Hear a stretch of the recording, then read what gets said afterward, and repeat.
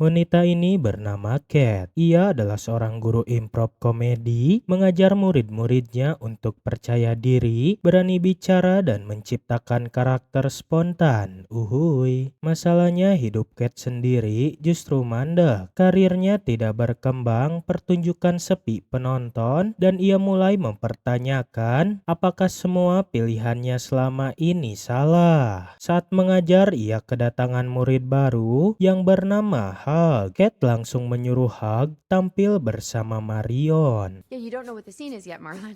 Come on. Yeah, come on. Okay. Just trust your gut. And when in doubt, yes, and. Sorry I'm late. I was just remembering what happened over there. The carnage. So where's my boy? Don't overthink it. Crikey. Where's little Timmy? First thing that pops into your head. You lost my son.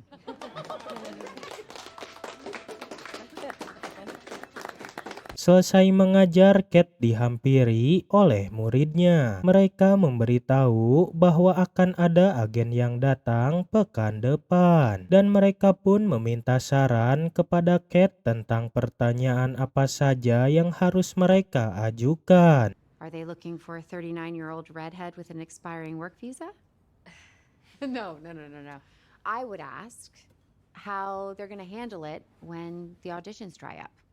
When you've been hustling for years and years and years, and you've got nothing to show for it other than 2 lines, a sassy barista, and a shitty sitcom. I mean, that's the question, right?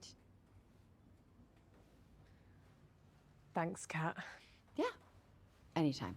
Di tempat lain, Marlon yang sedang bekerja, ia ditelepon oleh temannya bernama Terry. Dalam obrolan itu, Terry memberitahu Marlon bahwa ia tidak diterima sebagai aktor dikarenakan karakter Marlon yang sangat emosional.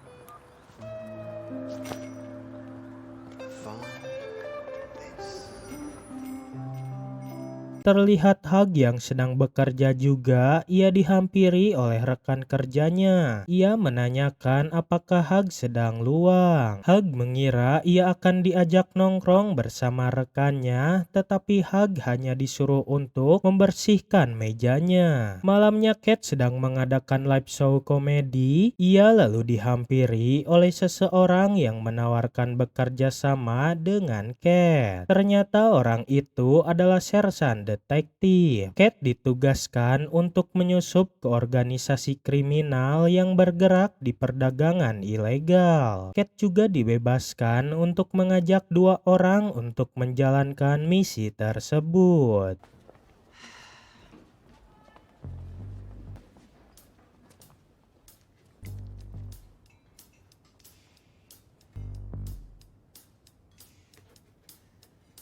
Ya, Kat pun mengajak Marlon dan Hug. Ia menjelaskan tentang misinya kepada mereka.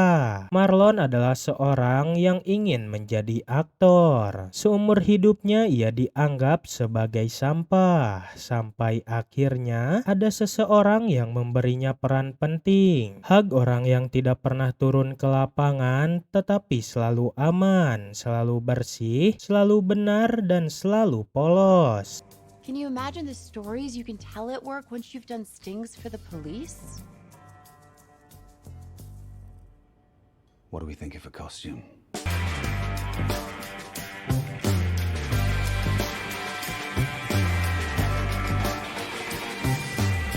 Mereka bertiga pun sampai di tempat sang detektif. Detektif itu menyuruh mereka untuk mendatangi sebuah toko di pinggir jalan untuk memberi sebuah udud yang lebih terjangkau. Call me before entry, so I can get them on tape. Don't we need a wire? Oh, you get them later with the snipers and proximity mines. Fucking hell. Go on, fuck off. Sesampainya di sana, terlihat Hug dan Marlon cemas. Kat lalu menyuruh mereka untuk tenang dan mengikuti arahan darinya.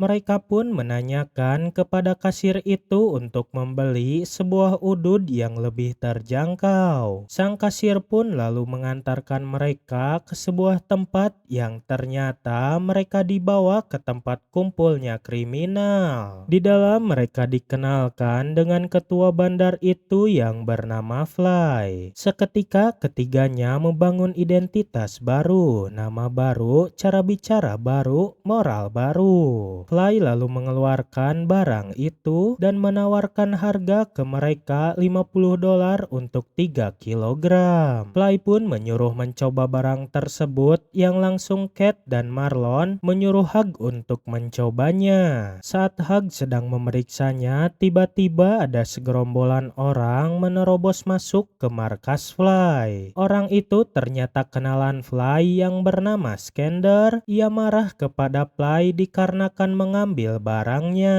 Cat menjelaskan bahwa barang tersebut miliknya yang akan dibeli oleh Fly. Cat juga bilang jika Skander ingin membeli darinya, ia harus menaikkan penawaran itu dari Fly yang akan dibeli $50. I'll give you 60. Call it 80 or fuck off. What? Do it. Make me feel alive. It is so good to feel alive, like really buzzing and light and connected on the cellular level. Because, like, what is life? Is time like really linear, or in a way, we're just living through everything that ever happened all at the same time? Shut the fuck up! Jag vill inte att det digim sana changkain. Yeah, it's all there. Fuck you, bitch.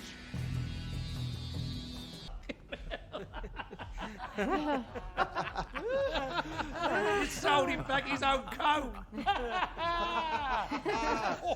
Mereka pun kembali ke markas sang detektif. Ketiganya pun dimarahi dikarenakan tingkah cerobohnya mereka. Tetapi detektif itu menyuruh untuk kembali untuk mencari tahu informasi transaksi Fly berikutnya. Ketiganya yang mendengar itu langsung menolaknya karena hal itu sungguh di luar kendali yang hampir ketiganya tewas. How many rejections have you faced?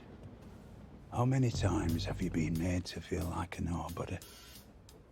Today, I saw what you could do. Oh, you want the world to see?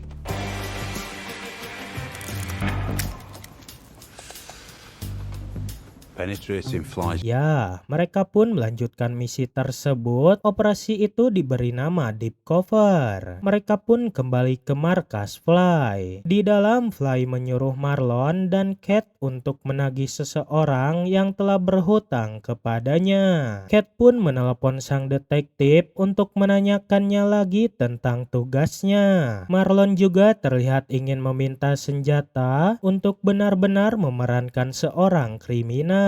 Mereka pun OTW ke tempat kediaman orang yang berhutang kepada Fly. Sesampainya di sana, Marlon mengancam orang tersebut dan tiba-tiba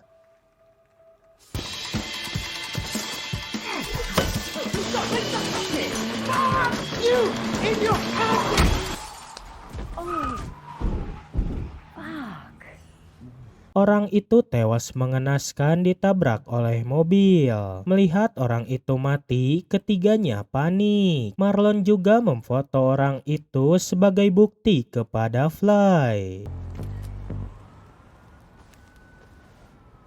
Mess with the bull, you get the horns. Cat lalu mengabarkan kepada detektif tentang kejadian tersebut. Detektif itu menyuruh mereka tetap fokus dan jangan panik. Ia juga akan menutupi keterlibatan ketiganya itu. That's not good for your sleep pattern. We saw a man die, Hugh. Pick your battles. Tak lama dari kepergian Kate, Marlon dan Hug, tiba-tiba tempat kejadian itu dipenuhi oleh polisi dan 2 inspektur. Terlihat keduanya sedang melihat-lihat kejadian itu. Dan tiba-tiba keduanya mendapat informasi dari salah satu petugas bahwa ada 3 sosok berdiri di atas jasad itu. Sang inspektur menyimpulkan bahwa orang bertiga itu adalah psikopat yang sangat sadis. Di markas Fly, ketiganya lalu menceritakan kejadian itu kepada Fly dan memperlihatkan foto kematiannya. Bawahan Fly yang bernama Sos terkesan melihat mereka membun-bun orang itu yang ternyata dia adalah Iceman. Ketiganya lalu menanyakan siapa Iceman yang ternyata dia adalah pembunuh bayaran. Pada masa jayanya, Iceman adalah pembunuh yang sadis. Kate lalu menanyakan kapan mereka tahu tempat dan waktu kiriman besarnya. Jika Fly tidak memberitahunya, mereka akan bekerja untuk orang Albania. Terlihat awalnya semua terasa seperti sandiwara, tapi lama-lama Kate mulai berhenti berpura-pura dan Marlon mulai menikmati perannya. Di titik ini film berubah pelan-pelan, bukan lagi soal polisi dan kriminal, tapi soal manusia yang kehilangan batas.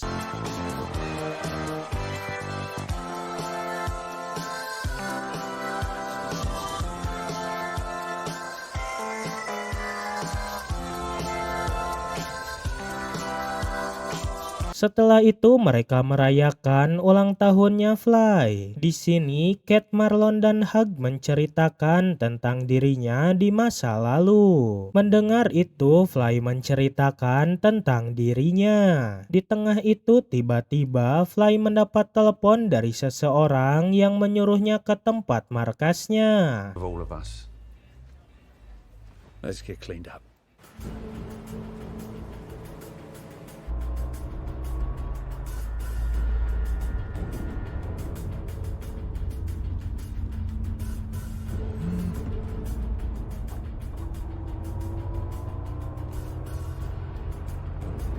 Setibanya di sana, mereka bertemu dengan bosnya Fly yang bernama Metcalf. Kita panggil saja Matt. Terlihat Matt kesal kepada Fly dikarenakan semua yang telah Fly bangun runtuh. Matt pun tahu Fly mencuri barang dari geng Albania dan ia bertanya kepada Fly siapa ketiga orang yang dibawa olehnya itu. Di tempat lain, sang inspektur sedang mencari tahu tentang Kate, Marlon dan Hug. Terlihat ia menemukan foto ketiganya yang bersama Fly. They execute the Iceman to make a statement, then broker a deal between 2 rivals to let everyone know that they're the new top boy.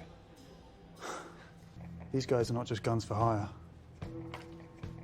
They're pulling the strings.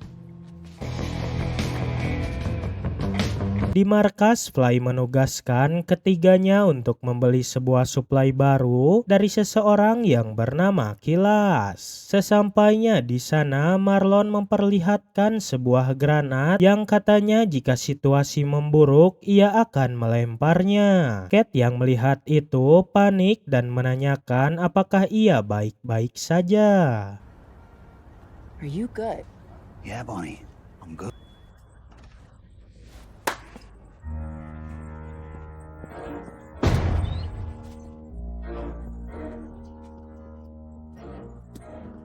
Di dalam, Marlon langsung bilang kepada Kilas untuk membeli barang itu. Kilas menyuruh anak buahnya untuk memperlihatkan barangnya. Kate yang melihat itu ternyata barang yang bukan mereka cari. Ia meminta barang yang dia maksud adalah kokaina.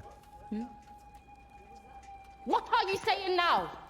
Here's what I'm saying now. Roach, fucking chill, man. It's a fucking grenade, guys!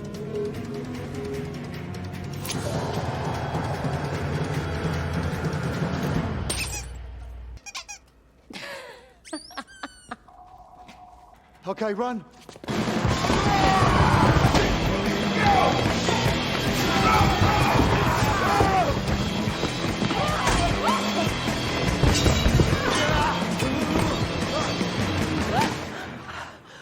You lost. What the hell?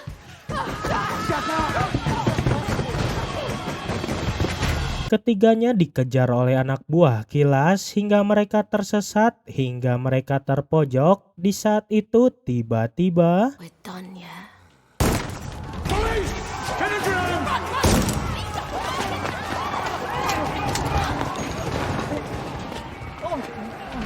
ya, untungnya sang detektif muncul. Ia langsung melihat barang itu yang terlihat bukan kokaina. Terlihat detektif itu kesal dan langsung meminta uang yang dibawa mereka.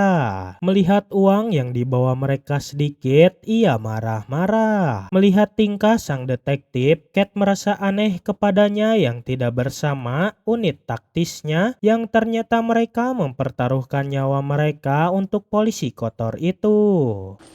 And I chose actors because you're the only ones desperate enough to say yes. I'm getting what I need. And until then, if I say jump, you say how.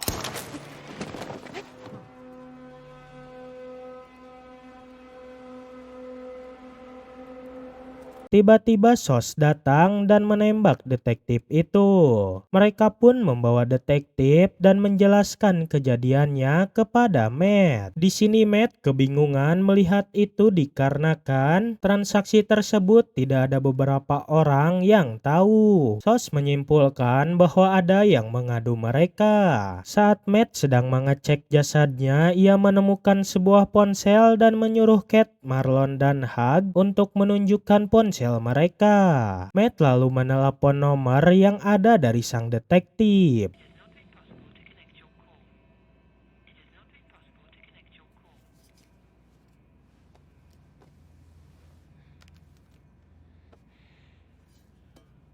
I'll find the rat. Mereka bertiga pun disuruh untuk mencabik-cabik detektif itu. Melihat itu mereka kebingungan dan panik dikarenakan mereka harus mencincang orang yang membuat mereka berdebat. Di saat mereka kebingungan, Marlon terpaksa untuk melakukannya.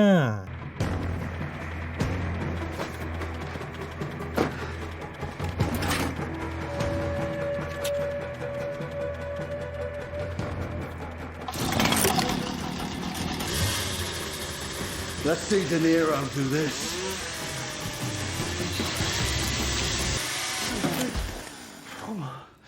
Finally. Di saat mereka selesai, ketiganya pun bingung memikirkan cara untuk mencuri mobil dan Hug memberi satu trik yang pernah digunakan. I was thinking more of a car, to be honest. Is it really jacking if you pay for it? Well, I used the company card, so it still feels a bit naughty. Tiba-tiba sang inspektur mengejar mereka. Stop! The police! I didn't you stop! We're police! Stop, obviously not stop the police!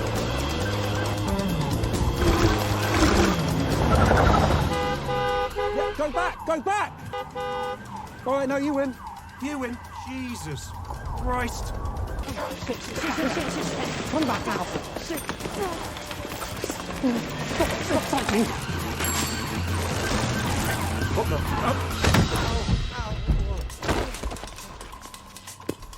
He went that way. He's faster than he looks.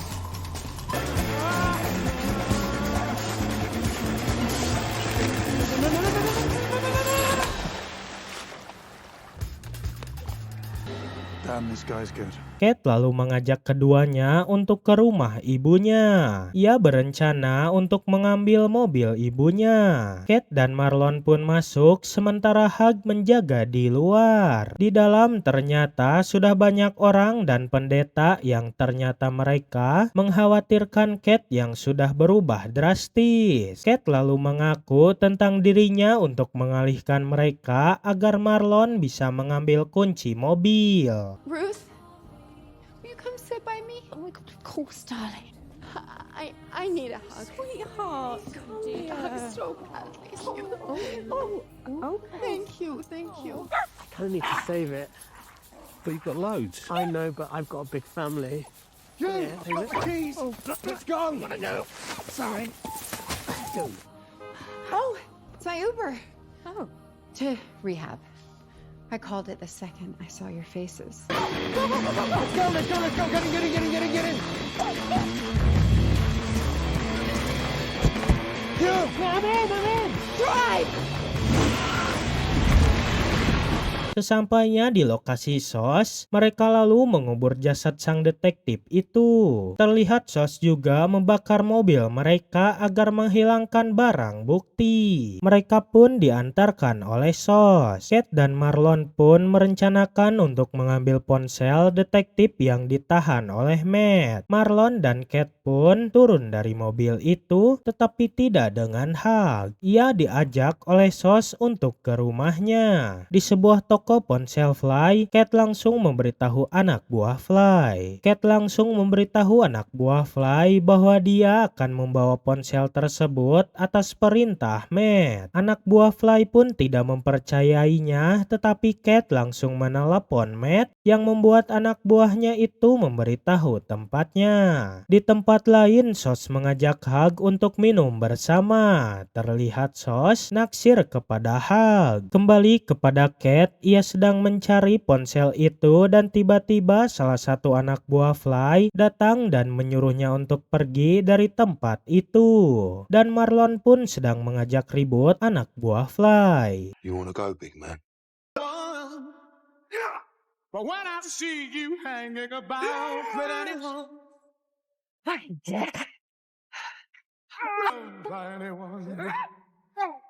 it's not unusual to have fun with a guy. I wanna die. But when I see you out at Saat Kate berhasil mengalahkan salah satu anak buah Fly, ia lalu mendapatkan ponsel itu dan tiba-tiba salah satu anak buah Fly menciduk Kate.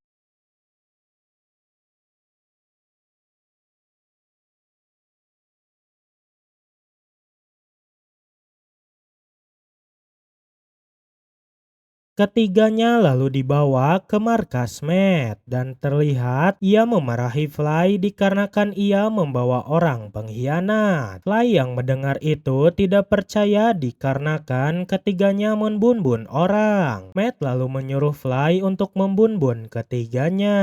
Di saat mereka akan dibunbun, Kate, Marlon, dan Hug saling curhat satu sama lain. I needed to prove to myself that I hadn't thrown my life away. Fucking stupid is that? Nah. You might have pulled this off if it wasn't for me going too far all the time. I've just been generally shit. Literally, with no idea what I'm doing. All in a pathetic attempt to make friends. I should have just been myself. I should have worked in wine. Terlihat Fly akan bersiap untuk menembak mereka. Tiba-tiba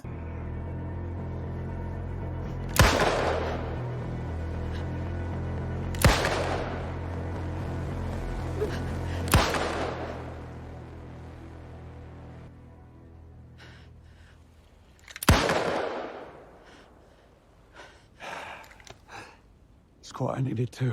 ya, Fly tidak ingin membunbun mereka dan berkata mereka tak salah karena ingin menjatuhkan Metcalf. Fly lalu menyuruh mereka untuk pergi jauh dan jangan kembali lagi. Jika mereka muncul lagi, mereka semua akan mati bersamaan dengan Fly juga. Ketiganya lalu kebingungan untuk melarikan diri. Terlihat juga Hug sedih karena mereka akan berpisah. Kate dan Marlon lalu menenangkan Hug. Dan tiba-tiba segerombolan FBI datang bersama sang inspektur. Ketiganya pun diinterogasi. Kate berkata bahwa mereka bukan orang jahat. Sang inspektur pun memberi bukti tentang kejahatan mereka yang selama ini. Sang inspektur pun memberi satu kesempatan untuk ketiganya dan menyuruh mereka untuk kembali berbaur dengan Fly untuk menangkap Matt yang akan transaksi barang garam Cina dengan Albania. Ketiganya lalu langsung menerima tawaran tersebut dan menemui Fly untuk kerjasama. Kate lalu menjelaskan tentang rencananya untuk menangkap Matt. Jika Fly setuju, ia bisa pergi ke Portugal untuk menemui anaknya. Ya, Fly setuju. Mereka lalu mengecek CCTV saat Matt dan geng Albania sedang akan transaksi. Mereka pun menunggu agar Matt mengucapkan jumlahnya. Tetapi rencana mereka berubah, terlihat Fly akan dibun-bun oleh mereka. Cat, Marlon, dan Hug lalu berlari untuk menyelamatkan Fly. Rugen Bar could have let me go out on my feet. Nobody fucking move! Police! Free! Lower your weapons! Please. How have they got these guns? They're fake guns! Matt yang melihat kehadiran ketiganya kaget, ternyata Fly tidak membun-bun mereka. Mereka pun melepaskan Fly. Cat lalu bertanya kepada Matt berapa jumlah barang garam Cina itu dan harganya. Matt memberitahu bahwa barang tersebut 1/2 ton dan 10 juta dolar. Sang inspektur yang mendengarkan itu lalu bergegas mengarahkan pasukannya. Terlihat Matt merasakan bahwa mereka sedang berakting yang membuat mereka terpojok dan tiba-tiba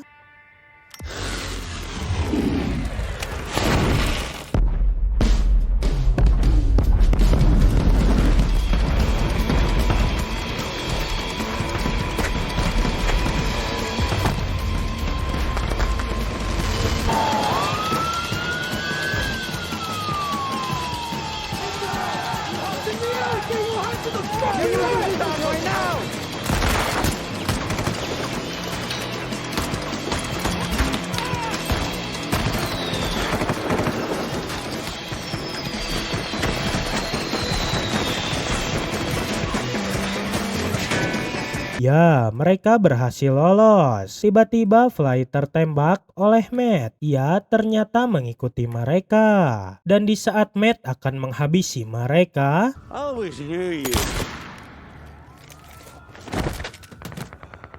Sos datang dan membun-bun Matt. Ia lalu menghampiri Fly. Untungnya Fly selamat karena ia memakai rompi. Cat menjelaskan kepada host bahwa Fly membantu mereka. Ia juga meminta maaf kepada Sos karena ia membiarkan Sos sendirian. Fly lalu menyuruh Sos untuk lari agar tidak tertangkap.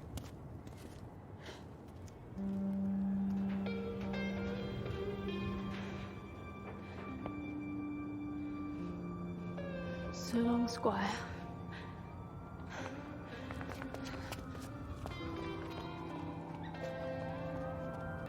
In another life, brother.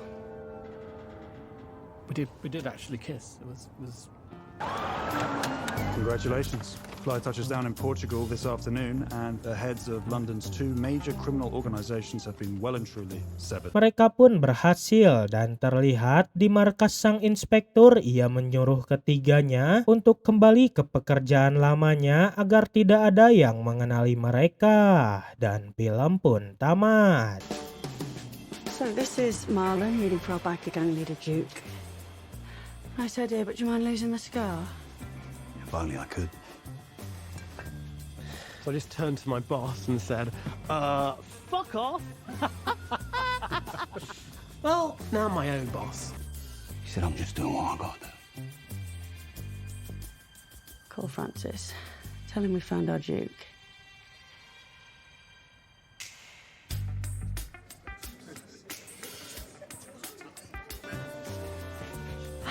Okay, I'm Kat. I'm your teacher. Let's just jump right in. Okay, you two, get up here.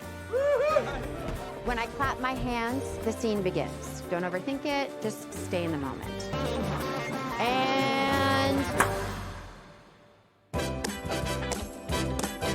Terima kasih telah mengikuti perjalanan cerita ini. Sampai jumpa di alur cerita film berikutnya.